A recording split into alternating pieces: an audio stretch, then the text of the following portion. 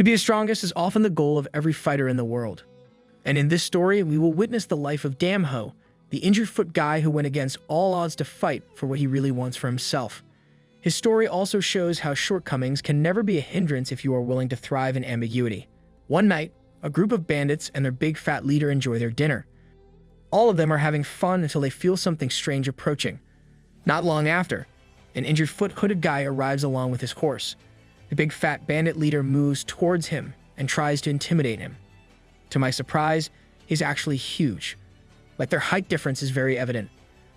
I'd wonder if he has relatives in Elbaf. The injured foot guy did not faze at all. The bandage wrapped around his hands is torn apart by a powerful inner force he unleashes. Not only that, his injured foot miraculously turned back to normal. Then they both get ready to attack each other. The injured foot guy delivers one punch that looks like it has been charged with a powerful quirk. The guy's punch is so strong that it completely blows off the flesh, blood, and bones of the big fat giant. Saitama, is that you? Then, a backstory from a not-so-distant past is shown. In order to raise the power of the demon sect, they battle against the Young One. This conflict lasted for 3 years. Sounds like the Senju and Uchiha clans' years of war. The Young One sect successfully wiped out the demon sect on the face of the earth. Meanwhile, the Taoists of Manhwa expressed their disappointment about the casualties of the war. A man named John Munin declares that they will be so strong that no one can laugh in the face of Manhwa. While on their way down to the nearest village, Himanso smells something awful. Then, a pile of dead bodies welcomes them. When they were about to leave, they heard a moan from the lifeless bodies. Turns out that there is one child survivor in the village. The injuries from the child's body are so bad that nobody from them thought he would survive, but he did. Well, miracles can still happen in the most unfortunate situations. Not to mention, he bit the neck of the man who's trying to kill him so hard that he cut the flesh of the man's throat with his teeth. He managed to kill a man in the process, letting himself get through that unfortunate situation. What a strong will to survive. 5 years later, Damho, the child survivor, is climbing the 100-foot stairs of Mount Hua with his injured foot.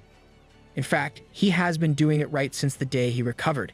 He did not skip, not even one day. His will and determination is truly something to admire. Well, for him, if there's a will, there's a stairway. When he comes back, Heavenso asks him why he is being so stubborn. Then he gave his strained limb muscles a massage, not further, to harm himself. Take note that in Mount Hua martial arts, footwork is more important than anything else. Gubangbo is the hardest form of footwork that only a few can master.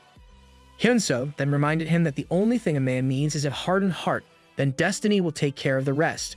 However, Damho tells him he doesn't believe in destiny. Wow, this young man is truly interesting. Back in the Mount Hua martial arts temple, disciples do their daily routine training. They are so pumped up, and all of them want to achieve higher mastery of martial arts. Sound like a regular Tuesday to me. Damho, who is called Cheongyung by the Mount Hua disciples, arrives, and they stop their practice. His senior brother asks him about his intent, and he reveals that he is on the way to Yambo Palace, the place where Mount Hua organizes all the martial arts books. At some point, they are all trying to be nice to him. Not because they are nice, but because they feel pity for him about his condition. However, at the back of their mind, they all mock him for having an injured foot. Not only that, but they also talk ill about him and question his status as the first disciple. What a bunch of fake people. He is well aware of the fake presence they give him every time they see him, but Cheongyum doesn't give a snot at all. Well, that's Damho. And that's the best way for him to survive the environment he is living in. When he arrives at the Yongo Palace, he is greeted by one of its guards. Here, he's been reading and practicing the basic foundation of all of Mount Hua's martial arts. Hardworking is not enough to describe this guy's determination and perseverance. Meanwhile, the guards outside the Yongbo Palace also talk ill about him having an injured foot. They even express their envy toward him for having access to the Yongbo Palace martial arts archives that they don't have, since they are not the first disciple. As the sun is about to set, he goes back home. Along the way, he encounters his seniors, Han Soyu, Mu Gyeon, and Woon Gyeon. As usual, they put on a show being nice to him, but deep inside is their great prejudice towards him for being injured. Are all of the people in this place fake? Woon Gyeon could not tame his tongue, and ridiculed him for wanting to pursue martial arts despite having a clear disadvantage. He also mocks Yi's master, making Cheon-gyun talk back to him. Woon-gyung loses his cool in the situation, and he seems like he's gonna give him a strong punch. Dis, however, was immediately stopped by Han Soyu and Moo-gyun. That was a close call. Moreover, Han Soyu talks to Cheon-gyun and cools down the situation. On the way home, the words of demoralization linger in his mind. Meanwhile, his master is just gazing at him from afar and finally accepting what Dam-ho wants in life. Wow, I hope all parents can be as embracing and accepting as him. The next day, Dam-ho and his master are taking their breakfast. While he thanks him, his master has a glimpse of the past memories of when he rescued him 5 years ago. Through the years, they have developed a kind of parent-child relationship. They also talk about his master's master, Elder Cheon Gongja. He is the strongest in the Manhwa sect. Wow, he gives me the vibes of an avatar with a twist of Star Wars. Perhaps due to his appearance and his glowing blade. Hyunso told him the story back when his master chose him to be his disciple, despite having no capabilities in martial arts. Moreover, he reveals that he was chosen because of his strong heart, which can pass down Manhwa's will to the next generation. After hearing the story, Dam-ho asks for forgiveness from his master for not following his will for him. Hyunso taps his shoulder and tells him not to feel upset, for he understands him completely. Not long after, he gave a gift to Dam-ho. It was the Heavenly Cultivation Technique, a manuscript of all the past martial arts techniques that are no longer found in Manhwa. Wow, sounds interesting. It makes me wonder what kind of forbidden techniques it contains. Right after receiving it, Dam-ho proceeds to practice it. He also intends to significantly strengthen his inner ki. Looks like Bro is concentrating his chakra to boost his attacks. Meanwhile, Han Soyu starts to wonder why she did not see him climbing the 100-foot stairs. Won Yul then suggests that he shall find him. When he gets home that evening, Dam-ho was so tired and quickly fell asleep. Little did he know, his master went to his sleeping quarter and gave him a leg massage. The next day, Won Yul sees Cheon-gyun, who is cultivating his K in the waterfall. As expected, he talks ill about him at the back of his mind. He informs he needs to go to the Jinmu Palace. Then, Cheon-gyun immediately goes to the said location. When he enters the Jinmu Palace, all eyes are drawn to him, and guess what? They all talk ill about him and question why he even came in the first place. What the hell? He was requested to come, so he could go if he wanted. Not long after, the arrival of Master Hyun-gum is announced. Oh, I thought it was Uncle Iroh who was coming out. Master Hyun-gum immediately announces his intention to train one disciple, as per the chieftain's order. Still, he would only train the best among the rest, regardless of status. He also announces the test they need to undergo in the selection process. Moo-gyung asks him directly about his selection process. Master Hyun-gum also asks him why he wants to know about it. Then, he expresses what he truly feels about the next representative of Manhwa. Master Hyun-gum announces the selection process will be one-on-one combat. Soon after hearing that, he declared his withdrawal from the selection, as he had already followed a teaching that was not aligned with Master Hyun-gum's teaching. That's so sus.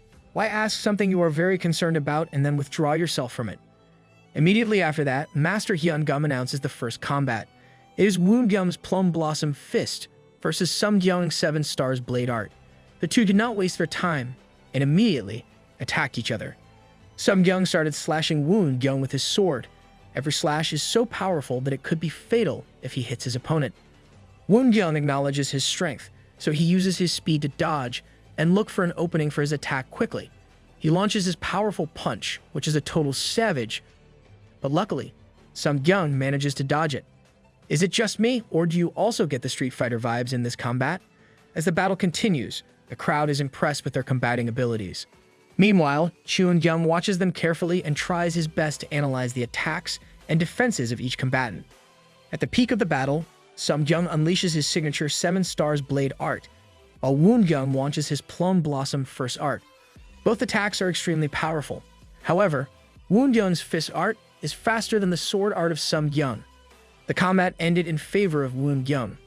The crowd is filled with amazement, and the match motivates the rest of the disciples to give their best in the selection combat. The atmosphere in the place changes as they wait for the next combatants. Meanwhile, Master Hyun-gum sees Cheon-gyun and says in his mind that he doesn't belong in that place. Sheesh. What a great way to showcase prejudice. Even the so-called masters are mean to him. How worse could his life be in this place? The next battle is announced. It is between the Plum Blossom swordswoman Han Soyu versus Mu Gyul. Han Soyu allows him to have the first strike as he is her junior. However, his pride as a man could not let him follow what the girl told him to do so. Han Soyu told him that his pride could create anger. However, he reiterated that pride is necessary to be able to rely on oneself. After hearing that, Han Soyu delivers the first strike. In no time, he realizes that she's completely different from how she looks, and if he underestimates her, he will surely be defeated. Looks like someone is regretting his actions. He really tried his best to counter her strikes. However, Han Soyu is no longer holding back, and she delivers her attack. 24-step sword skill of Plum Blossom. Again, all that he can do is dodge and counter her strikes. Did Sis just activate her flower-breathing style 6th form, Cherry Blossom? And before he could even have his first strike, Han Soyu uses another one of her signature moves. He was completely defeated. In the end, he thanks her for sparing his life. The next battle has been announced. It is between Cheon-gyung and Su-gyung.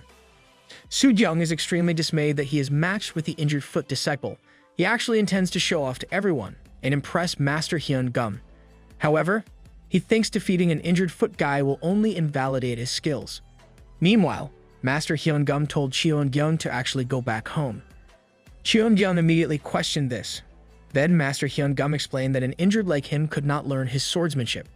He also told him that as a disciple of scholar, it is only right for him to be a scholar too. Grandpaps, you don't need to be too harsh to him. He strongly tells him that no matter how hard he tries, overcoming his physical condition is impossible, and insists that he follow another path.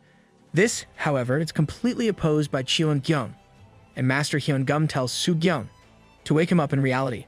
Then, the battle is officially declared. Han Soyu thinks that the fight should be stopped, for there's no way Cheon-gyung's Jukiapsu will defeat Su-gyung's 5 elemental fist art. However, no one dares to meddle in the battle, as it has already been decided by the virtuous sword. Cheon-gyung immediately attacks Su-gyung. He is determined to show Master Hyun-gum that he is not wrong about his choice. Go bro, show them what you got. His attacks are quite good for an injured guy like him. However, Su-gyung dodges his attacks with very little effort. In fact, every disciple in that area knows that Jukiapsu cannot defeat the 5 elemental fist technique. When Su-gyung used his signature kick, they were surprised that Cheon-gyung managed to block it. Well, don't judge a book by its cover. Even though he successfully blocked the attack, he actually has to endure the unbearable pain caused by the intensity of the kick. Meanwhile, Mu-gyung is impressed with Cheon-gyung's skills. Han Soyu agrees with him, but he knows deep inside that Cheon-gyung's technique is not enough to defeat his opponent. As Su-gyung continues to deliver punches at Cheon-gyung, he also continues to dodge and block the attacks. However, Su-gyung has fully mastered his technique and manages to give Cheon-gyung a fatal blow in his abdomen. This attack is so powerful that Cheon-gyung is sent flying in midair. He even stumbles and falls to the ground. Poor boy. Su-gyung is not happy with the fight, and he convinces him to give up already. However, Cheon-gyung's resolve is also strong, and he refuses to give up just like that. He wants to prove to everyone, and Master Hyun-gum, that his choice is not wrong. I admire your fighting spirit, bro. This triggers Su-gyung to use his ultimate skill, the 5 elemental fist technique. He launches consecutive strong punches that come from all directions. Despite having an injured foot, he manages to dodge the attacks of his opponent. He then dug his injured foot into the ground and launched a single powerful punch at Su-gyung. Su-gyung completely blocks Cheon-gyung's attack. However, Su-gyung couldn't lie to himself about the tremendous power that his punch has. Looks like we have Saitama's disciple here. Cheon-gyung was starting to launch another strong punch without realizing he was getting too close to his opponent. Realizing Cheon-gyung's big mistake, Mu-gyung and Han Soyu worry about him. Then, just as they thought it would happen, Su-gyung gave him a powerful kick that hit his head. Once again, he was sent flying in midair and landed critically on the ground. That looked so painful. After that kick, Su-gyung immediately follows with another powerful kick. Cheon-gyung desperately tries to block the kick. Thinking that the situation is ruining his reputation, he uses a powerful technique called Plum Blossom Steps. Upon seeing this, Han Soyu and Mu-gyung can't help themselves but worry for Cheon-gyung. Sounds like a deadly strike to me. Clueless about the danger he is facing at the moment, Cheon-gyung tries to attack him. However, his kick was immediately dodged by Su-gyung. In a split second, He immediately puts himself in his attacking stance and delivers the first technique, gold-suppressing flame strike. This is no ordinary punch in the abdomen. This attack can suppress the gold energy in one's body, which could be deadly. I did not realize that we humans have gold energy. Can we trade them worldwide? Just kidding. Again, the attack sent Cheon-gyung in midair and landed badly on the ground. Some disciples even questioned Su-gyung's action of using that very deadly attack on an injured person. Mu-gyung and Han Soyu couldn't hide their worried reaction when it happened. Meanwhile, Cheon-gyung lies on the ground and can't even move a muscle. However, he is very determined never to give up. Thus, in his helpless situation, he forced himself to stand up. After seeing Cheon-gyung's determination, Master Hyun-gum announces the fight to continue. Su-gyung opposes the master's decision. This enrages him, and he tells Su-gyung that his opponent has not surrendered yet. He wants to end the match. He even says that he cannot teach martial arts to a loose disciple like him. The situation angers Su-gyung so much, as the elder seems to have lost interest in him. That being said, he puts all the blame on Cheon-gyung. He also uses his wooden sword and swears to destroy him no matter what. Bro is triggered and ready to kill a beast at any moment. He uses a very powerful sword art called Blooming Plum Blossom Sword Strike. Cheon-gyung tried his best to dodge and block all the attacks, but he failed and some strikes landed on him. As he falls to the ground in excruciating pain, Mu-gyung asks Woon-gyung if he is still okay. While they talk about Cheon-gyung's body limitations, Cheon-gyung stands up and attacks Su-gyung. He successfully dodges the strike, and he launches his most powerful fist attack, hitting Su-gyung's abdomen. He took that punch badly, and he knows he could have died in that attack if there was enough ki in it. Well, that's Cheon-gyung for you. Su-gyung does not waste any time after realizing how dangerous Cheon-gyung is, and he immediately attacks him with incredible speed and hits his head critically. I wonder if he would not get comatose with that strike on the head. After receiving that fatal strike in his head, he still manages to stand. Master Hyun-gum praises Cheon-gyung's talent. However, he told him that not being able to use ki makes his talent useless. Then, he urges him to give up. Seriously, old man. How can you even say that after witnessing his hard work and latent abilities? Regardless of the situation, Cheon-gyung chooses not to give up. This enrages Master Hyun-gum, and he commands Su-gyung to finish the fight. This bothers all the disciples in the selection area, as they know the real condition of Cheon-gyung's body. Some of them even suggest that they have to stop the match. On the other hand, Su-gyung delivers his finishing blow to him. The disciples close their eyes, as they don't want to see what is about to happen. Even after receiving so much damage, he still stands on his ground. Su-gyung calls the attention of the elder, as he is about to deliver another deadly strike. Master Hyun-gum then thinks that the fight should be stopped. However, the despair and life in Cheon-gyung's eyes and his undying passion make his heart tremble. If this is not cruelty, I don't know what else this could be. Everyone in the area feels sympathy for Cheon-gyung, when all of a sudden, he vomits blood and falls to his knees. Seems like his body has reached its limit. Even in that state, he still refuses to give up. Then Su-gyung delivers another deadly strike on Cheon-gyung's head, knocking him almost lifelessly on the ground. What the heck? Why does bro have to hit him when he can no longer fight at all? Meanwhile, Master Hyun-gum immediately orders to remove Cheon-gyung's body on the stage and continue the matches. Seriously speaking, how can you even call yourself a master if your behavior sucks? One of the disciples brought Cheon-gyung's body to Elder Hyun-so. Upon seeing what happened to his disciple, Hyun-so was horrified. He was so angry and so worried at the same time. Hyun-so could not believe his eyes and asked the disciple who did this to him. Then he calms himself and proceeds to what he needs to do for his dearest Dam-ho. What an unconditional fatherly love. Moments later, in the Choyan Palace, Elder Jang Munin, the head of Manhwa, praises Master Hyun-gum's hard work in producing top-notch martial artists who can protect and restores Mount Hua's glory. Master Hyun-gum, on the other hand, reiterates that in order to bring back Mount Hua's glory, they have to become even more devoted than before. Elder Jang Munin suggests that they have to find a talent that appears once in 1,000, not in 100, if they want to revitalize Munpa. He even told him that they needed to find the one powerful Gosu or the master of martial arts to reach their goals. Perhaps they are looking for Bruce Lee or Jackie Chan. Just kidding. Later on, a flashback from the past is shown from 20 years ago.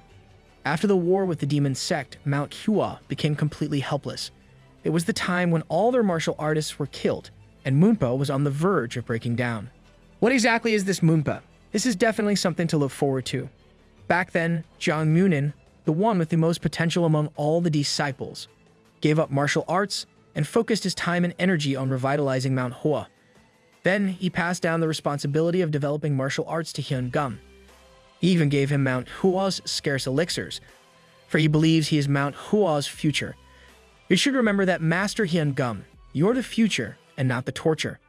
Then, Hyun Gum reaches the highest level because of his sacrifices. Oh, so that's the story behind this. Then back in the present time, they still talk about finding the disciple who will inherit Hyun Gum's will.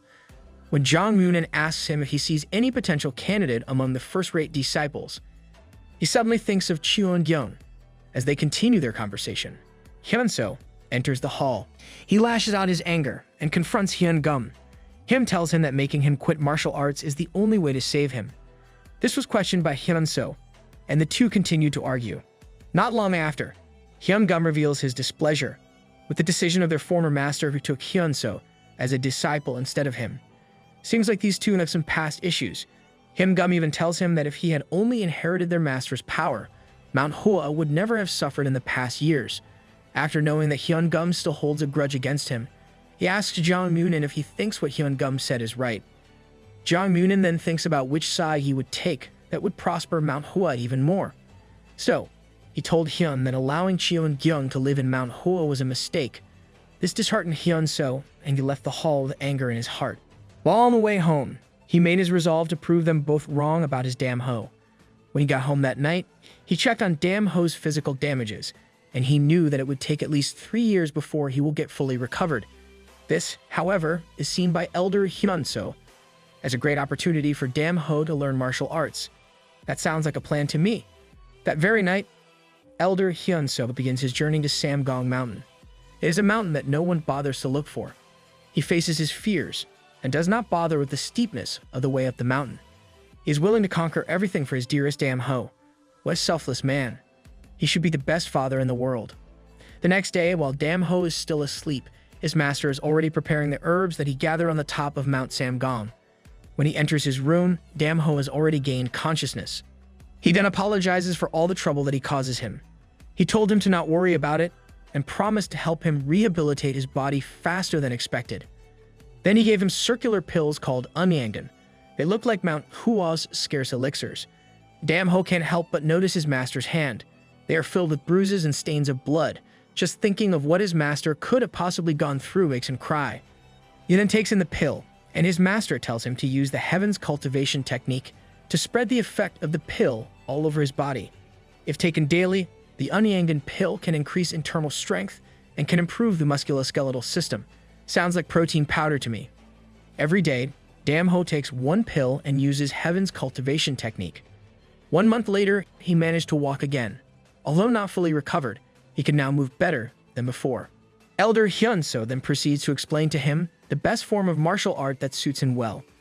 They both know that traditional footwork doesn't apply to him due to his injured foot. He then further explains to him that martial artists that have perfected their styles are like firm walls. You cannot destroy these walls with strength, but rather with speed. Moreover, Elder Hyun-so wants him to be like a battering ram that is used to break great walls. Then his master came up with a unique footwork for him derived from the battering ram footwork that he called assailing steps. That sounds like an epic technique. The assailing steps technique is a very simple move. Dam Ho just has to use his injured foot as a pillar that can hold tremendous power. Moments later, Dam Ho and his master go to a place where there is a great boulder that he has to reach in a certain distance using his assailing footstep technique. Is it just me, or does this quite resemble Tanjiro's task with Master Urokodaki? It's just that in Demon Slayer, he has to cut the boulder in half. While preparing Dam Ho's training ground, Elder Hyun-so tells him the story of a forgotten martial art technique called Hyeolcheon Gak, and the man who created it, named Yu Junpei. He is an infamous villain known for several evil deeds. After he disappeared, he became a forgotten myth. Then, at some point in the past, Yu Junpei once faced Song Shinongja, Elder Hyun-so's master, in a fierce battle. They fought each other for one entire day and night. Do they even get tired? In the end, Song Xiongzhou won the battle. Song Xiongzhou wanted to destroy the Heavenly Cultivation Technique manuscript, but after seeing its content, he changed his mind. He further tells him that his master passed it down to him, and he kept it hidden from the public. Moments later, his master assigned him his training task. This is to hit the mark on the boulder in just one step, but the distance is like 20 feet away from the stepping point. Well, he should practice long jumps from now on. From that moment, he jumps and jumps day after day. He stumbles and falls, but he keeps on jumping. After 1 month of doing it consistently, he begins to see improvement in his training. This, however, has become much more painful for him, as he has to hit the ground with so much force using his injured foot. He has to endure the feeling of his leg being twisted around and his muscles being torn apart, when agonizing self-torture. After 1 month of enduring everything, he manages to jump 10 feet away from the jumping line. He continues to do this, and he manages to reach the other 10 feet after 2 more months. Then, he finally reached the mark on the boulder after that. This will help him bag gold medals in the Olympics. Just kidding. Meanwhile, a group of people was ambushed on their way home. As the ambush continues to happen with the delivery group of the Mudang sect, the ambushers reveal themselves as members of the demon sect. They are marked with their signature peculiar pattern of an exploding fireworks in the shape of a flower. As Team Rocket always says, prepare for trouble and make it double. Well, the villains of the story are back with revenge. The two groups then start fighting each other. The captain, however, commands one of his men to escape from the battlefield, for he knows there is no chance of survival. He let one of his men survive to tell the truth about what happened to them. Moments later, the area is filled with dead bodies, and they are all from the Mudang sect delivery group. Dam Ho, on the other hand, is seen preparing to hit the mark again with the desire to destroy the boulder. Then, he successfully destroyed the layer of the boulder where the mark was put. Good job, bro. Of course, on that very special day, Elder Hyun-so was there to congratulate him for his achievement. Although he knows he violated the order of John Munin, he technically did not teach Mount Hua's martial arts to Dam Ho, so he doesn't feel like he goes against the head of Mount Hua. The next day, while he is on his way home, Won Yul tells him that John Munin orders his master, Elder Hyun-so, to go to him immediately. Just merely looking at his eyes, Won Yul feels a chill down his spine just looking at his eyes. Well, Won Yul, just wait until he awakens his Sharingan, and you will surely tremble just by looking at his eyes. Just kidding.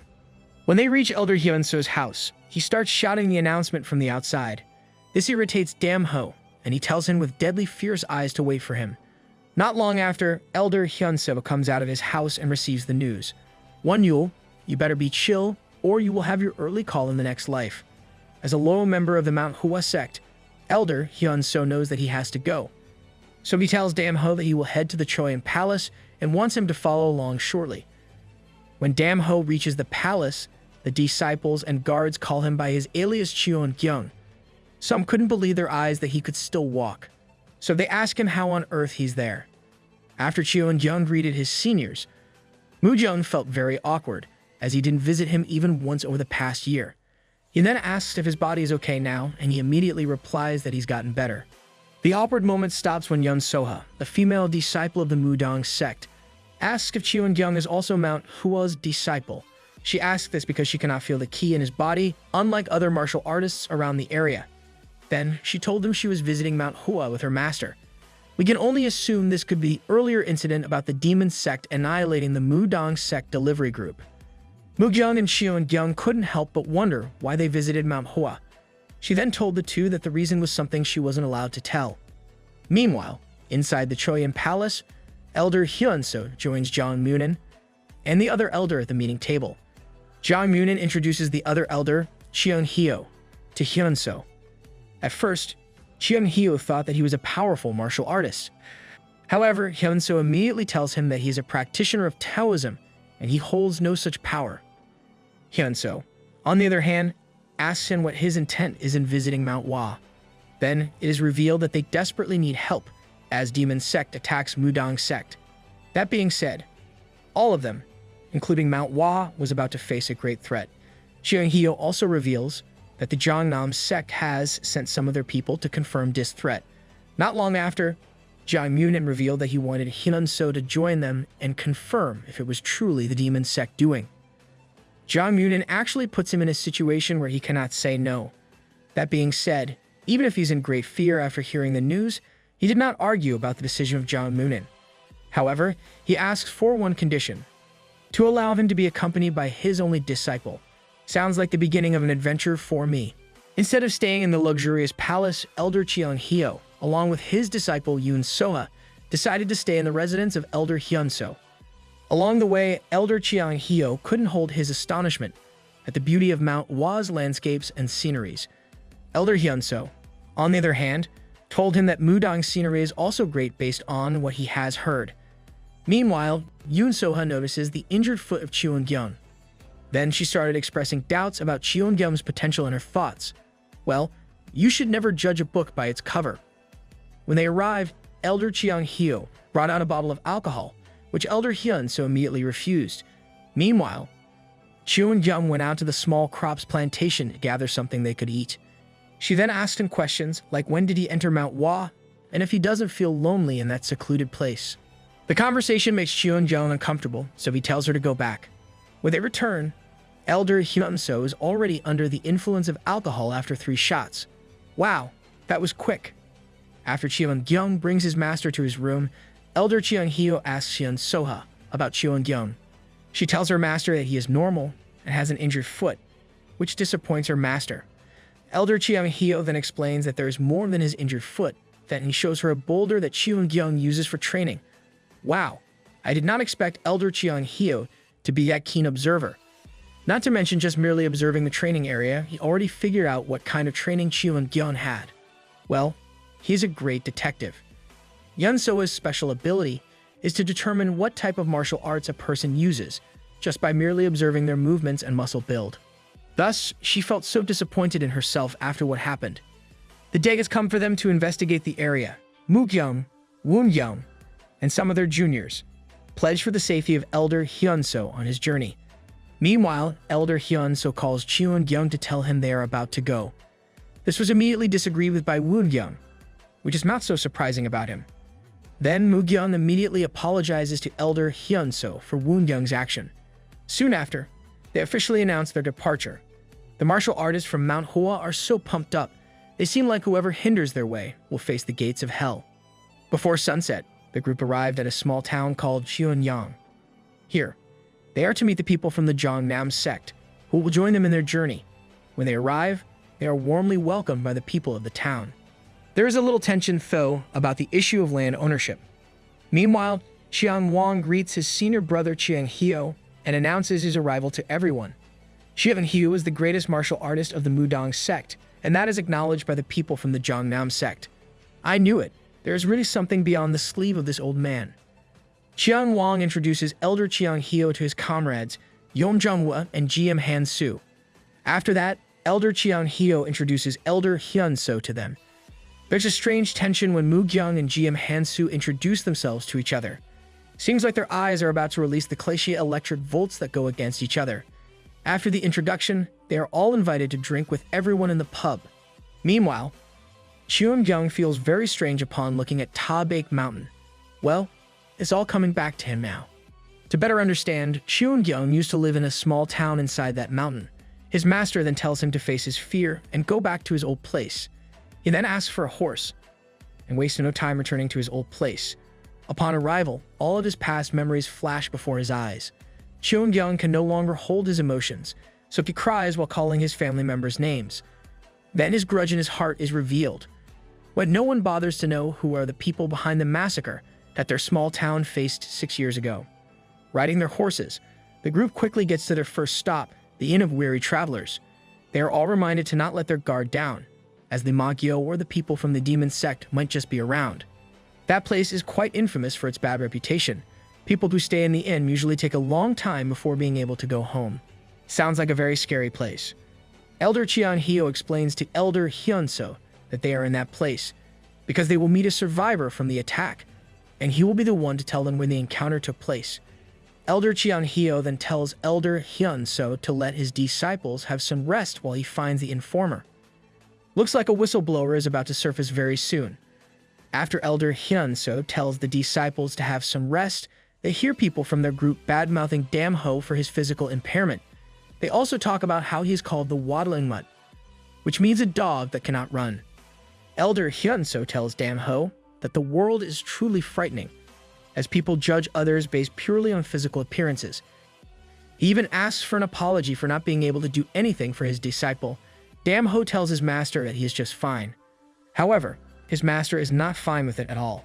He tells him that if Manhwa will not be able to accept him, there is no reason for him to stay devoted to Manhwa too. Elder Hyunso further tells him that after this job, he can go and explore the world.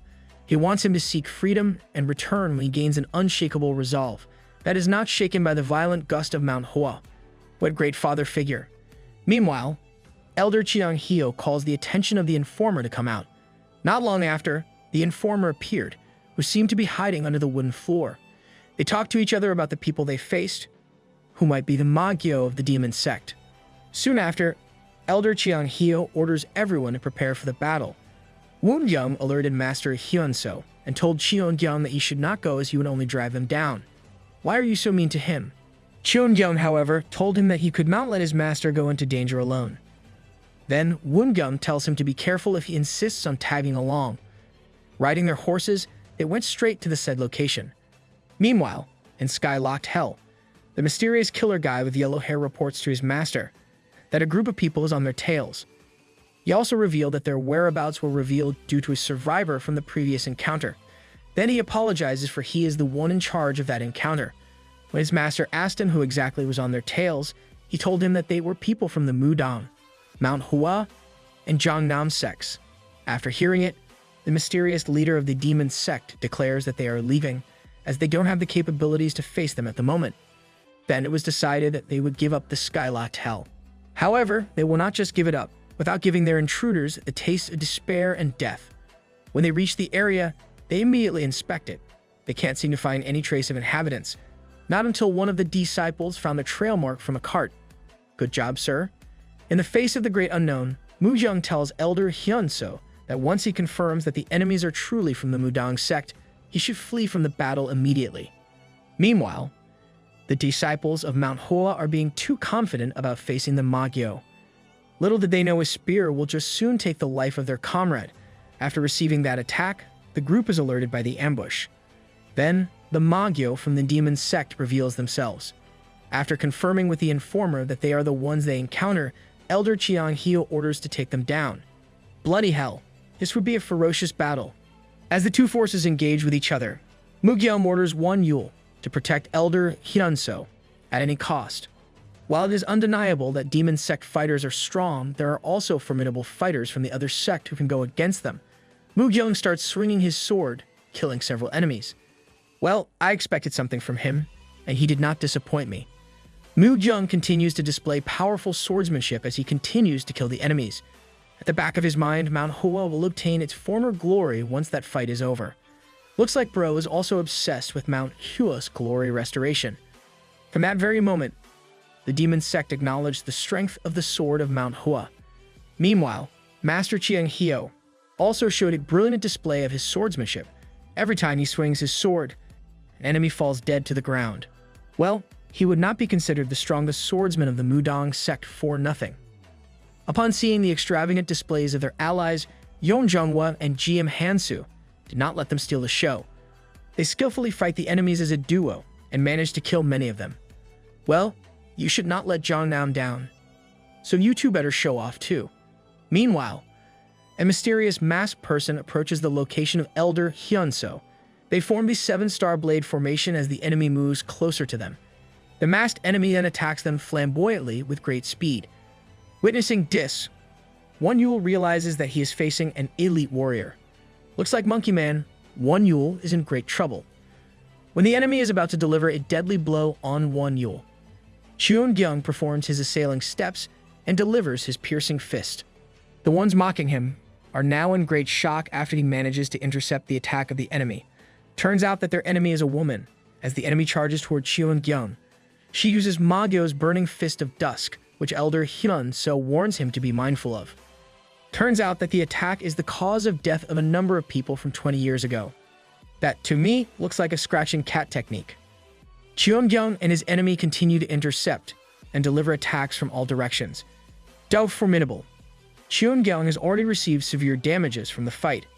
Manhwa's disciples cannot hide their amazement toward him. They wonder how on earth such an injured foot guy manages to keep up with such a strong opponent. Moreover, they wonder what techniques he exactly uses to be able to keep up with the enemy's formidable techniques. One Yule begins to look at him from a different perspective. Unfortunately, his enemy manages to deliver a fatal blow that makes him stumble a little. His juniors then decide to help him, but he stops them. He told them to flee the battle with his master instead. One Yule is about to disagree, but he shouts to him that it is his order as a first-rate disciple of Manhwa. Wow, how cool is that? The once bullied man is now respected and followed by his juniors. As expected, Elder Hyunso did not agree with his decision, but he assured him that he would follow him after the fight. It's just that the place is too dangerous for his master. When his master successfully fled from the battlefield, the enemy revealed her face to him. She revealed to him that while the world calls them Magyo, they actually call themselves Shingyo. She further explains to Cheon-gyung that this place is skylocked hell. It is their base and also a massive prison for their sinner fellows. Not only that, she revealed that it is also their final hideout and they have nowhere to hide. She even revealed that not all of them seek revenge. I know they are the bad guy in this story, but for some reason, I somehow feel sad for them. After the short talk, she asks him what his name is, because she wants to remember it as he is the first person she would kill. And he introduces himself as Dam Ho. Right after that, the woman introduced herself as Eum Yugyam and prepared her attack, the flowing white lotus. Dam Ho, on the other hand, prepares to attack her at the same time. This is definitely getting exciting. Like a battering ram charging at the castle gates, Dam Ho performs his charging steps, along with a heavenly cultivation technique. On the other hand, Eum Yugyam uses her burning fist of dust flowing white lotus. To counter the attack, Dam Ho uses his piercing fist. After that exchange of blows, Dam Ho received several cuts all over his body, and he stumbled and fell to the ground. On the other hand, the piercing fist of Dam Ho directly hits Eum Yugyam's arm, causing her internal wounds, and she coughs blood. He can hardly move a muscle after what happened. Meanwhile, his enemy felt like her arm would have fallen off her body. What an epic battle. She had never felt such fear in her life until she met Dam Ho. In fact, she doesn't want to kill him, but she has to. Eum Yugyam apologizes to him because she is about to end his life. Despite his hopeless situation, Dam Ho's eyes reflect the strong will to survive, which his enemy felt. While preparing to end Dam Ho, Eum Yugyam heard the sound of retreat from her comrades. Then out of nowhere, a whip slash is seen by Dam Ho. Turns out, it was not aiming at him, but his enemy. The whip is wrapped around the waist of Eum Yugyam, and she is pulled by the weird yellow-haired guy from the demon sect. While it may seem good news that the enemy retreated, it is actually not. The actual reason why they retreated was to blow up the place. The remaining manual on the battlefield performs the divine flame of eternity technique. It is a self-destructing art that turns one's body into an explosive bomb. What a desperate move. They all quickly move out of the cave when the explosion happens. In this explosion, just a second late, your life is on the line. Yoon Soha and her master Cheon Hyo saw Cheon-gyung, but they ignored him, for they could not risk their own lives for him. Meanwhile, Woon-gyung sees him and tries to save him, but he is stopped by Mu-gyung, saying it is too late to save him. Woon-gyung opposes and tells Mu-gyung that he is also a part of their family in Manhwa, and he cannot let him die in that situation. Never have I ever thought that Woon-gyung has a heart for Cheon-gyung. The situation shows the true colors of the two. The often harsh and bad-mouthed Woon-gyung is actually pure at heart. On the other hand, the always proper and righteous Mu-gyung has a selfish, hidden nature. Well, looks like a sheep is hiding under the fur of a wolf, and the wolf is hiding under the wool of the sheep. As he sees his comrades escape the battlefield, he realizes that no one will help him, and says to himself that, in the end, he will still be alone. Before he gets buried alive, he calls for his master. Dam Ho was buried under the rocks and soil. He did not even know how much time had passed. When he opened his eyes, the first thing he felt was the agonizing pain. It felt like his body was being disassembled with his entire existence in pain. Fortunately, he was able to move despite the pain, but all that he could see was darkness. He couldn't see what was in front of him at all. Then, he starts to wonder where he is. Basically, the battle still ended up with great casualties, for both the demon sect and the alliance of sects lost many of their members. The only good thing that has happened so far is that they managed to stop the demon sect from rising back to its old power. Meanwhile, Elder Hyun-so is devastated by what happened to his dearest Dam-ho. Moo-jung apologized to their elder and told him that they tried to save him, but it was too late. What liar! He stopped Woo-jung when he was supposed to save him. Now he's playing the role of the good guy again. One Yule and the other second-rate disciples cried as they felt so sad about him. If it's not for him, they should have been dead by now. Elder Hyun-so, on the other hand, refuses to believe that he is gone forever. Moments later, the gems in the cave start glowing. Then, he remembers that Yoo Yu-gyung told him that it was their base. Despite being in the most hopeless situation, Dam-ho clears his mind and focuses on his survival. He then roams around the area and looks for everything that he can use to survive. Soon after, he found several chests of cultivation rations that he could eat. Well, looks like someone will live in the dark. Inside the cave, he loses track of time and his body stops growing, which means that he reaches the adult stage. Not only that, his behavior and lifestyle changed too. He can now eat wild animals like snakes without even cooking them. Cannibalism at its finest. During his long stay in the cave, he developed an eerie sound from his footsteps. When the right foot touched the ground, the left followed in a drag. The peculiar cadence and rhythm of the sound made his steps all the more bizarre. Time had passed, and the entrance was still blocked with soil and rocks. The entire place was cramped and dark, but that did not matter to him at all. He had walked that path hundreds and thousands of times. In fact, he could remember each and every piece of pebbles that rolled on the floor, as well as the stalactite on the ceiling. Nonetheless, he did not waste his time in the cave for nothing. He studied the forbidden art manuscript of the demon sect and used them as his own technique. After much time had passed, Dam-ho moved to a place much darker than his previous spot. Across the cavern, he felt a blow of wind. This means that there is an empty space beyond the stones. A gust of powerful wind that whispers like a demon blew past Dam-ho. Just by imagining it, I can feel the chill down my spine. He should have felt the cold as he was wearing nothing, but he doesn't feel these things anymore. He was like a man devoid of all emotions. Dam-ho destroyed the rocks, and behind it, he saw a space filled with water and glowing fish. When the cultivation rations ran out, Dam-ho began eating mosses and any animal that passed through him. He reached the point where he wanted to eat his own arm out of severe starvation. Poor guy. Luckily, he found that pond. Not only does it have fresh water, but it also has glowing fish in it. Dam-ho caught one of the fish and mended his severe hunger. I feel happy for him, but I also feel bad for the fish. Not to mention, look at the fear in the eye of the fish. Well, it knows what fate awaits it. After eating his meal, his attention was caught by the battle between a ladybug and a mantis. He compares the two insects to martial artists. Soon after, he realizes that just like the ladybug, he needs to develop the greatest shield. Moments later, Dam-ho began breaking the surface of the boulders in front of him. The heavy sound reverberated in the dark cavern, and a crack formed in the large boulder. Dam-ho delivers his final blow with his fist. Despite destroying a large boulder, Dam-ho's fist was unscathed. With the principles of the explosive triple shadow strike, integrated with his piercing fist and the wicked ballistic kick, combined with his charging feet, Dam-ho created a wide crushing blow. That sounds very dangerous. Moreover, he fused his heavenly cultivation technique with the demon sect cultivation technique. It's like he combined Manhwa and the Magyo's techniques together to form his own. Well, he's meant for martial arts, and he is undeniably a genius at this craft. The techniques that he created are so specialized that they are no longer recognizable. That being said, he continued his pursuit of going out of the dark cave. He destroys and destroys several boulders. He knows that even if he finds some fish in the pond, it's only a matter of time before they are all eaten by him. Thus, he needs to really try harder to come out of the cave. Go, bro. You can do it. After breaking a huge boulder, he found several flying ants inside it. He tried using his techniques to exterminate the flying ants, but it did not work at all. The insects began biting him, and he immediately runs into the pond to escape from them. They are no ordinary ants. They are venomous ants. Their bites made him suffer from an unimaginable itch and pain all over his body. His veins pop out, and his eyes turn red.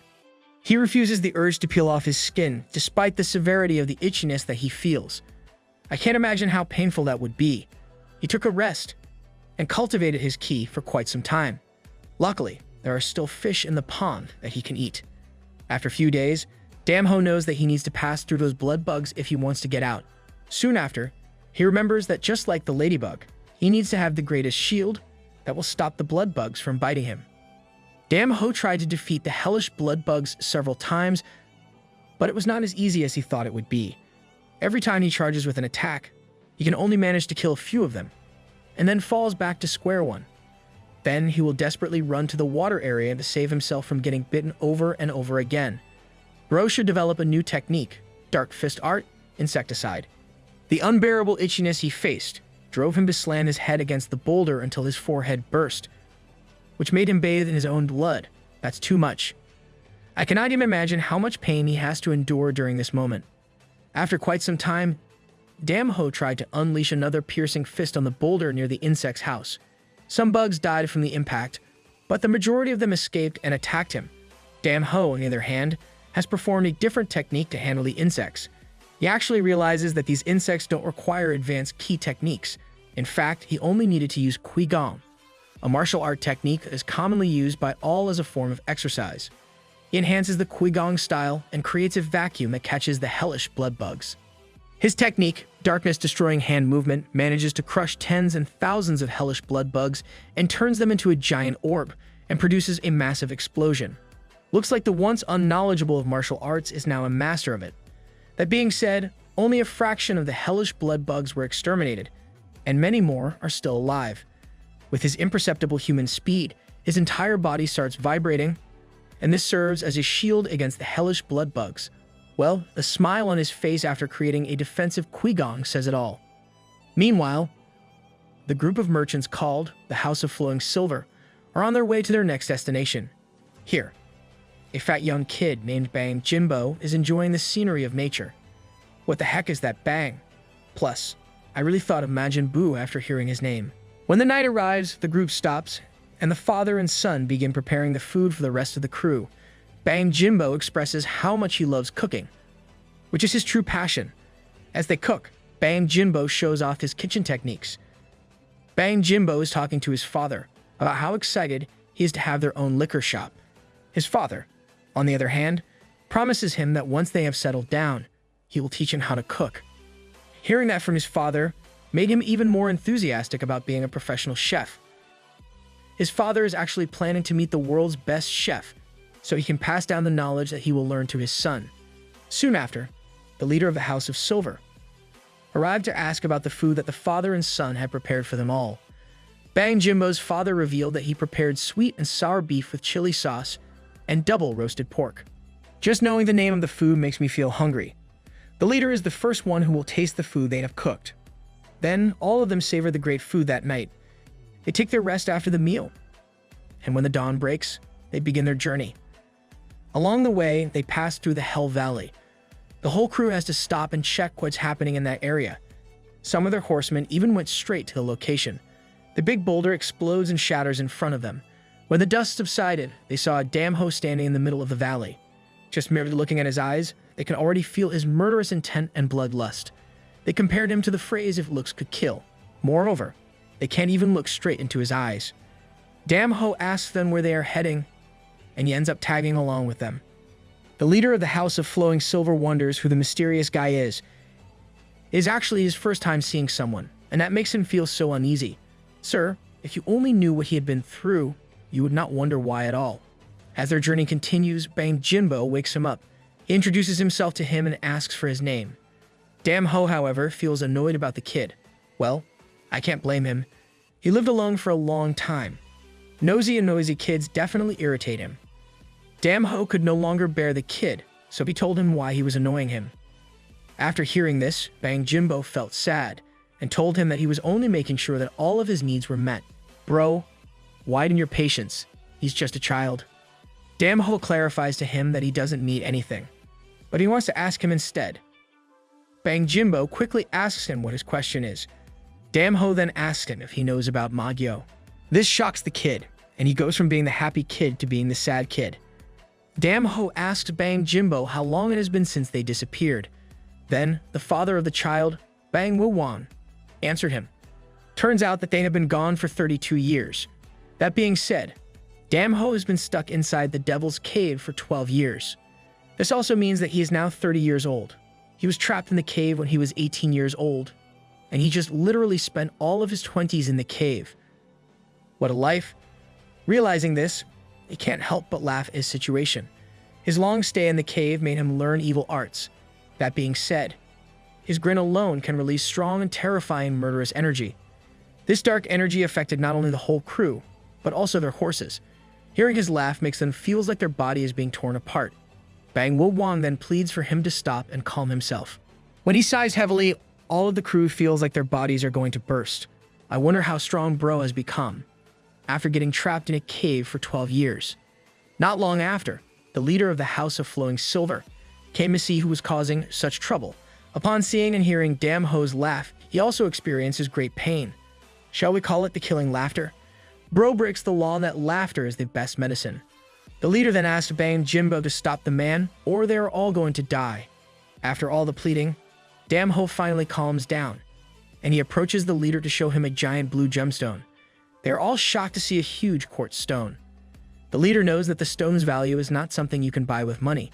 His greed then activated, and he thought of killing him to have the stone for his own sake. But as soon as he looks at Dam Ho's eyes, he knows right there that it is very impossible. He then told him that he would get more than 30,000 golden miang for the gemstone. He even added that if he sold it to the right buyer, he could get 100,000 golden miang. Dam Ho doesn't want to complicate things, so he tells the leader directly that he will sell it to him. Well, I kind of saw that coming. Then again, his greed activates, and he offers him 10,000 golden miang for it. Without a second thought, Dam Ho sold it to him. Then, the old man could no longer hide his delight after realizing what was about to happen to his life. The greedy old man's dream will now come true without working very hard for it. The leader also offers him food to eat while preparing for the payment. Of course, the father and son tandem prepares his food. After 12 years, Dam Ho can finally eat warm, real food. He felt so emotionally happy upon eating the meal. After setting the payment, Dam Ho decided to part ways with the group. He then asked the leader about the closest village. He told Dam Ho that he would see the town of Toropan if he moved to the north. Then, Dam Ho also asks if he can buy a horse in that city. The leader answered that he could see a livestock market on the outskirts of the town. Soon after, they both bid farewell to each other. Before he goes on the opposite direction, Bang Jimbo calls him and asks him if he's already leaving. Then, Dam Ho tells him that they will part ways no matter what, so it's better sooner than later. Can we play the music? Time to say goodbye? Bang Wo-wang goes to his son and explains to him that he doesn't belong with them. He further explains that a person of the Mirim like him can only bring trouble. Dam Ho finally reaches Toropan town, and he immediately goes straight to the nearest inn. The innkeeper quickly accommodates him as soon as he sees the silver coin he's holding. He gave Dam Ho the best room with a hot bathtub and new clothes for him to wear. Dam Ho, on the other hand, requested a knife and scissors. At the age of 30, Bro is finally living a luxurious life. After enjoying the bath, he trimmed his hair and removed his facial hair. Wow, that was a quick makeover. Then that night, he can finally sleep for real in a soft bed and let all of his body exhaustion go away. The same night, he had a dream about his master Hyun-so, who told him in his dream that it was not yet the right time to come back home. The next day, the innkeeper served him his food. Dam Ho, however, asks how far Yangwon is. He was then immediately reminded by the innkeeper that it is very dangerous to go there, especially if he plans to go alone. There are many bandits along the way that may ambush him. Ro is not aware that the most dangerous man is right in front of him. Right after eating his meal, he gets ready to go to the market. In the market, Dam Ho feels so awkward roaming around. Meanwhile, different sellers are calling his attention for him to buy their products. He feels so uncomfortable staying in a noisy place like that. Soon, he found what he has been searching for, a horse market. In this place, Dam Ho's eyes are captured by the strange look of a pure black horse. Surprisingly, the black horse that is hated by other horses in the store seems to like him too. This defies the idea that opposite attracts. It's more of the idea that birds with the same feathers flock together. Soon, a seller arrived at the shop. He told Dam Ho that it was totally strange to see the horse behave that way. It is usually wild. Plus, most of the time it causes trouble among horse buyers. He then immediately offers to sell it to him at a low price. This way, he can remove a nuisance from his shop. After hearing from the seller, Dam Ho instantly asks him how much the horse cost. The seller thinks he is a magnanimous buyer and puts a higher price on the horse. Looks like Bro's going against the suggested retail price. Without a second thought, Damho paid the seller a huge amount, and he did not even take the change. Well, that's Damho for you, sir. After great disbelief upon receiving the payment, the seller then regrets not putting a higher price on the horse. The mentality is to take advantage whenever you can. Damho then rides his horse and names it Kyukwi, which means black spirit. He lets it run as much as it wants. In fact, he actually sees the horse in the same position as him, who lives a suffocated life. As the horse keeps on running, Damho smells the scent of blood and stops Kyukwi. He followed the scent and was shocked to see the people from the House of Flowing Silver, drenched in blood while lying lifeless on the ground. He sees Bang Jimbo's father, who is currently in a near-death state. He uses his last bit of energy to beg Damho to save his son, and he eventually dies. He closes the eyes of the old man and gets ready to fulfill his last wish. Damho will surely make those bandits pay for what they have done. When the night arrives, Damho begins his search. In an abandoned area, the bandits enjoy the wealth and other stuff they have stolen. Their master is still in awe while looking at the giant gemstone that Damho sold earlier to the head of the Flowing Silver. The big fat bandits leader, who looks like a member of the Akimichi clan, knows the true value of the gemstone, and he cannot hide his joy after obtaining it. Out of boredom, the bandits leader asks one of his men to pull out 2 prisoners to entertain them. He gives them a chance for freedom, but they have to fight each other to the death. The winner will be set free, while the loser will die. What the heck? How can you treat people like that? Bro, they are not chickens in a chicken fight. They are humans. These cruel people enjoy the sight of people killing each other. At first, the 2 of them refuse to fight each other. However, they are threatened with being killed if they refuse to fight. Determined to survive in that despair to be with his family again, the older guy picks up the sword and gets ready to attack the younger guy. These bandits are so cruel, to the point that they even bet on who's going to win and who's going to die. How on earth do heartless people like these exist? On the other hand, the younger guy is forced to defend himself, so he also picks up a sword to fight. Witnessing this, Bang Jimbo cries in disbelief, anger, and fear. Come on, this kid is too young to witness a traumatizing scene. The older wins the challenge, but his soul is broken into pieces after realizing what he did to his fellow brother. As the prisoners keep crying about what happened to their fellows, the bandits celebrate like they won the lottery. They can really trigger one's anger due to their cruelty. However, their leader is on a different level, as he finds what happened too boring. What the heck is with that lip bite? You're not cute. You are a monster. One of the bandits told their leader not to worry, as he would release another 2 people to entertain him even more. Then the bandit went to the prisoner's wooden cage and carefully thought about who he would choose. In fear and despair, the prisoners close their eyes, knowing they will suffer the same fate as their fellow prisoners. As what they fear the most, another 2 of their fellow were pulled out from the wooden cage. They gave the 2 the bloody swords that were used earlier.